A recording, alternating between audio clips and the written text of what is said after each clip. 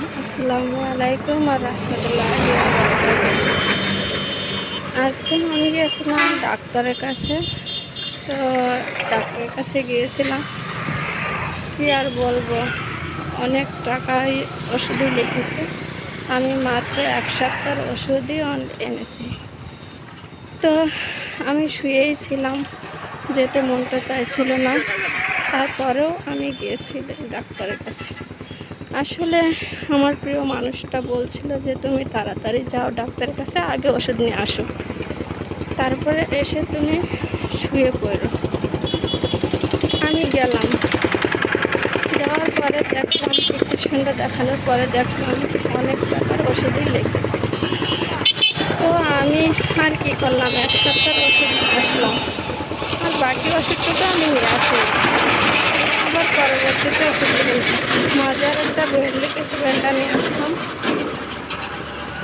যাই হোক, এই দেখতে যাবে অনেক সুন্দর। তো আমার একা একা চলাফেরা করতে ততটা বেশি ভালো লাগে না, আবার ভালোও লাগে।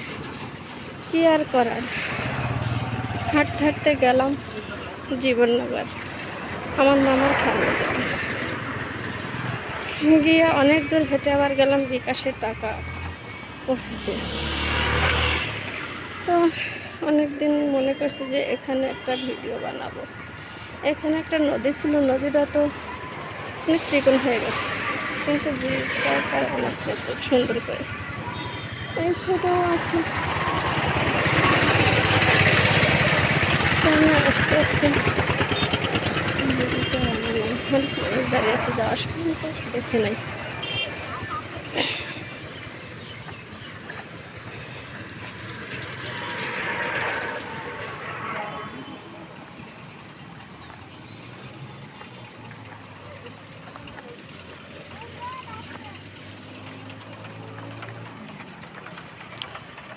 তো এই রাস্তাটা আমার কাছে অনেক ভালো লাগে, চারপাশে গাছ, আর বেশিরভাগ এখানে সুপারি গাছ আছে, সুপারি গাছটা সুন্দর লাগে। চলে আসলাম বাড়িতে, হাঁটতে হাঁটতে আপনাদের সাথে গল্প করতে করতে চলে আসলাম। এই আসলে রোগ ব্যাধি হয়ে গেলে ভাগ্যের ফের হয়ে যায়, জানি না মানুষের। আমি চলে আসলাম, এখন আমি বাড়িতে চলে আসলাম। আমি জাস্ট এখানেই থাকি, এখানে কাজ নিয়েছিলাম, কিন্তু কাজ করতে করতে আমি হঠাৎ করে অসুস্থ হয়ে পড়েছি। তো কিছু কারণে আমার এমনিতে ওষুধপাতি খেতে অনেক ভয় লাগে। আমার ওষুধ পরীক্ষা নিরীক্ষা করারই আমার মনে হচ্ছে অর্ধেক রোগ ভালো হয়ে যায়, ওষুধ খেতে ইচ্ছে করে না, আমার কিছু করার থাকে না, 2-4টা ওষুধ খেলেই আমার রোগ ভালো হয়ে যায়।